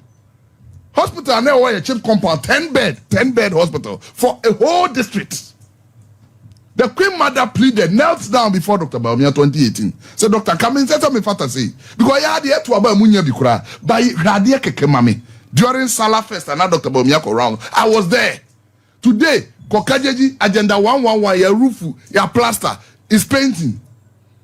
This is a whole Trana catcher say, insult, go and tell them there. Moya sa insult, would you almost atem no seats, our hospital need to clear by a BINC. That colonial building, no, some year more, Commaniji Hujayin. The only thing is that the concept of Agenda 111, no, John Mama and Tiasia, or catcher, I am for say, is so ambitious. How will he think this way? But you go in your own manifesto. What promise is obviously district hospital or Babia, there are none. These are facts and figures behind the Ridge Hospital. These are bill no call parliament. These are you refer back. Prof Mills, my Attorney General Bemu, Eddie Bibia Bay under Prof Mills. But John Anna, one thing I can say, we have changed certain fundamentals in this country. Until the timid 2 years who say, Minua Yibono, Obama Penia Wesitema, or ya dear Pa President Kroma. But President Kroma Tema was not like this. President Kroma did motorway from Accra to Tema. 4 lanes. Young Hunubida, Young Korejina Yokopari. But today that road is being done 10 lane. Over 5 with 4 interchanges. So Nkrumah did well by doing the 4 lane. But near 10 no on your way. As we talk, the biggest roads in this country, every big road, Yekasa contractor was so boy, Gidi. Accra or arterial routes. Accra to Winneba. 6 lane. First, na a double. I stayed in Cape Coast for 9 years. When I'm here, Okwa 1 over 1. You do so, you share accidents. Ne mampanyini bi ye no kwa 3 over 3 ne Ofanko to Nsawam the longest nyamoto we yonko no but being done 10 lane over 5 over 5 with 4 interchanges. What are you saying? Which of Jomama will you compare? Jomama builds circle interchange 260 million euros. Now you see Pokuya 40 with 98 million. What are you saying? No, na de beto to yesenka we betimi asi bebri. Yes, no correct. But ye per moderate, so call e-blocks. Okuje to ablakwase e-blocks no cost ye between 5 and 6.5 million. Mine why 7 minutes. Nade, what is your problem? Relax. Time 5 calling time to 6.5 time not my minister. I gave everybody 20 minutes. Million. Am I here? all the 200 first time no Ubia 20 the same thing I'm the man. Thank you. Why? All the 200 senior highs that your mama intended to build now it cost to Ghana $1.3 billion. All the 200. Just 1 year investment in free SHS in 2019. As your mama and Kasakra complaining say if you had $2 billion, you will not invest all in free education. Can build 307 of the E-blocks. 1 year free SHS in Huskano. Your mama E-blocks no. Per one minister cost or the betuja. Yemfa the highest 6.5. Now the 1 year free SHS Huskano. A bet me see E-block 307. But obi a ono ye ni vision no for the whole 4 years we see 29. Tiaka investment in education abet na aka say ya ibobusia 724 billion. So where is the NDC 122? Mama ye nwene say ye kasa omo ayetie ne de nim hwe o. Omo ayetie no ba ye nwene say omo nim hwe. You inherited 9.5 billion Ghana cedis. Mo increased about 1,300%. 1,300%. Say ye komo channel na can say Ghana ka e ku ka ko 2 trillion Ghana cedis. Say ye komo mo trend na. Wrap up for me na me. Wrapping up no. Me hwes did me can catch us sectors. Sectors of the economy. Government be any what investment Ghana railway mu esen na do dan ko Akufo-Addo. No government. The last railway in this country was done in 1956. Since then, man panyi bia fa 1 inch ento aso. Anase ne wo ho no why major replacement. And na ye ka say ye were over 64 kilometers Huni Valley no to Kwadwo Mansomo ye even viaduct ne railway bridges. Abai na ye Ghana ni a why you be. Yanko fire service training schools. Nkrumah Giant 1. I served Ghana for over 60 years. Nana do si 3 aka ho. Prison immigration schools. Now 1. Yeah, major expansion was 1 no building say wo ye 6 in the ebeto so. Yes 2 na aka ho Tepa and Chebi. Police training schools the ebeto ye yes bi aka ho. But no government in the recent years, apart from the 60s and 70s. Okay. It is sponsor. Which sector? Judiciary. I don't want to go. Judiciary, no government. And deliberately, what's it 20 courts? So make sure that's a missing course. 1, 2, 3, 20. I buy when courts 120. Judges bungalows 150. Law court, law house. 12 story. You see Johnny where you read the whole structure. 8 years of NDC woman now the national baby will be. And since Nkrumah left Ghana Law School, I found Akufo-Addo see law school for.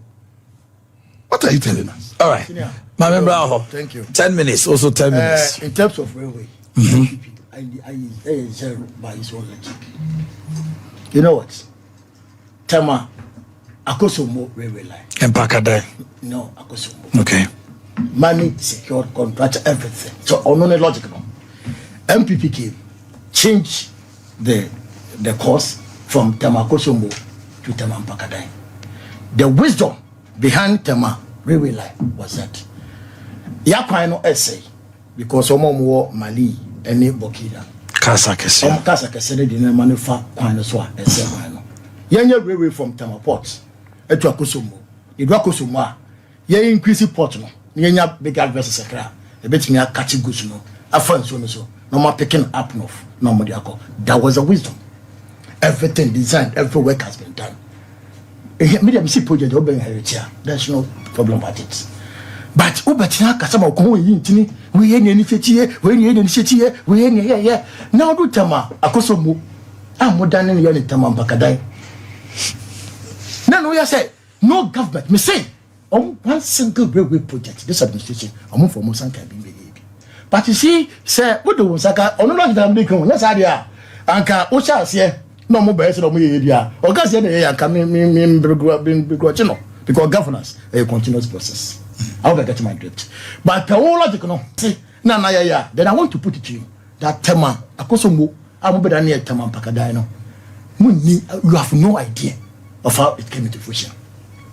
Tema interchange, focus interchange. You are an astute journalist. You know the history beyond all these projects. That Nanato knows next to nothing about all these projects. But you see, media they can go ahead and rattle. Kasano, but the good people of this country, Abom Kokoti, Ubia Bet Nasi, Crow Fiso, Omo, they are buying me, the NDC, the NPP, they have compared all of them. Hey, NDC administration, when we came, we expanded Takrade Habo and expanded Tamahabo. Share your put say no. That mean jam can say, no. A year 21st century edge cutting projects. I didn't say increase Tamahabo Takrade Habo. We said that versus Bagana were smaller verses, and therefore they were charging higher, right? Let us increase the Habo to accommodate bigger verses, so that those who are doing both export and import, Ebenya tarifa are very low. To undermine Mahama and the NDC administration collectively, Terminal Kotoka International for Terminal 3, and your mass watering projects are everywhere in this. I said to my temple, first or hospital, somebody, and a Kumu, and the issue of Afari Military Hospital wasn't out of place. Because a national cake, and in Ayeche, whether it is Eurojet or whether it is what, or minor and ABPA. So government was looking at fairly distributing resources. We are who said, Ashanti Kumase, our regional hospital, big by name Confonoche. And you who said pressure also. Because someone wants to go in now. But not in your regional referral. Good. But not any regional. Yeah. Central region. I want to near the one. That's what I wanted to mean. Someone wants to go in now. Pressure. You see a regional hospital. That would have a bit more pressure now. I reduce the referrals. Very good. And see, so build big hospital like military hospital. What are we thinking about? Because of a strike. Omonya say we go strike. So we back up no for because one is in Greater Accra, right? And the back up no for.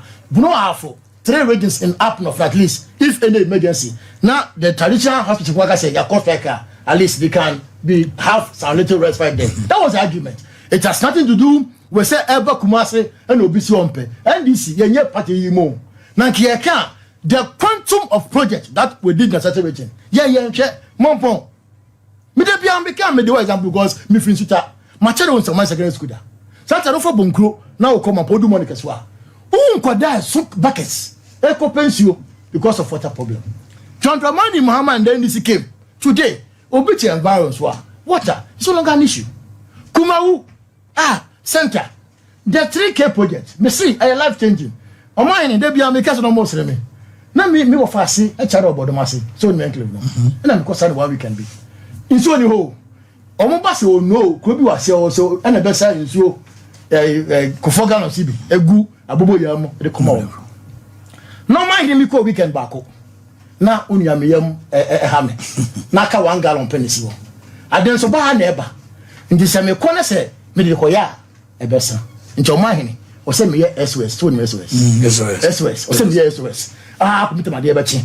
Na me de ba ko no apushi afaya. Today, who kumewu ni enclave nkoko ya. That problem has been solved by a nation builder. It's a project here no. Now move bibi a friend say cost they can say projects are cost benefit analysis. Not cost benefit analysis, but projects are a generative sika. Return on investment. A bit me a project now. Yeah. Help you at me. No, senior. We were thinking about that. This is a trouble gas. We invested 1 billion. Return on investment. But at least you bring your returns on that investment. Terminal 2, we invested. But you bring your returns. Temahabo, Takwadiabo, we invested. You bring your returns. KJT market, of which the original plan was central market. But sorry, no. You 2 miles, you're more coin. Yes, you're busy for Mukatan for, busy for Mukos consider that beside the Yambody KJT mom. Near your Muko. Near ya, the central market. Project area can pay for itself. It is yes. That is how come your time. Who was our ballooning a car? Now everything we did was structured in a way say we were thinking about today, we were thinking about tomorrow and into the future. Into John Dramani Mahama and the Express, when it comes to the road sector. If you are Makase, I will be the last person. Some Makase, I have not seen certain things going. But if you ask me, project are echo so many way. If I know I could have just projects. So I'm in touch. It is called Akwara Jesu project. Akwara Jesu say. Yes, I know. Mami pie. Na what to float to be about the rank. Get that show on sir. Akwara Jesu na mami be chamo. In 8 years. Original mom 1.7 million votes. You promised them 5 interchanges. You couldn't deliver one. Few months of existing power. Knowing you have failed them. You start something. Now I say, I did not do that. You are not getting anywhere. But at least, let me do something to appease the people of Ashanti region. In actual fact, what we tell you, 8 years, he's saying 10 lanes there, 20 lanes there, 1 lanes there, 1 lanes there. The people of Kumasi, of which you promised 5 interchanges. Into Yebe Kofi. My young fire son kept them very quiet. Let them do something to appease and almost after all, but in actual fact, this is an Akwara Jesu project. But what the NDC is promising say, yeah, ba. It's say, a year Ghana Bansika. And yet, as I said, you know, we will come and continue. The work done by the NDC, I am monumental. You see, this E-block story. Omoya Namushe 18 million. 2 minutes more. Thank you. E-blocks, the wisdom behind it say, a biokromo. And then we do, the Shankwans force, Abijama. Won't be a basic E-block. Initially now, a single kunumpa. One will say, agenda 111 by the NPP. It's just opposite to the E-block. Have you seen? In Tulu Jama, almost all the developments is where the E-block is now. It's a biokrono. That's a wisdom. Oko Pakoswa. Go and look at the area where the E-block is. Fantastic. Oko Adobe Ra. Adobe Ra can get E-block now. And what they are seeing, they cannot see. Because now teachers, now workers, now students, I be Adobe Ra Krono. So as I said, now Korea school, he thinks about Adobe Ra and said, I want to go. But if agriculture, same story. If we have done same, and your commercial, your man, Adobe Diano, and your operational, and young country will say, today, and the people of Brabant and this enclave, at least where the school is, because school never want to know, and crowd people that now, somebody come and build there, there will be commercial activity. And what be? That was the wisdom of the NDC. In saying, I didn't to know, and yet, sometimes you have to be very, very objective to understand what the NDC does. That is why the people in this country today are of firm conclusion that having compared the NPP and having compared the NDC, we think that no me count. Ghanaians think that the NDC is far better than the NPP. One more celebrate so yeah. That's what I'm saying, sir. So what the 1,000 what better for documents? Most of them one book page. Maybe 1 page. Book maybe one. Maybe no. Then I she did anyhow. But tell you no be the book. Maybe because I so that no because I no book. That don't be. Yeah, she need her any. But the point is that the project what you have done must speak for themselves. That's why they are behind you. You can't dispute that because I want to professionals.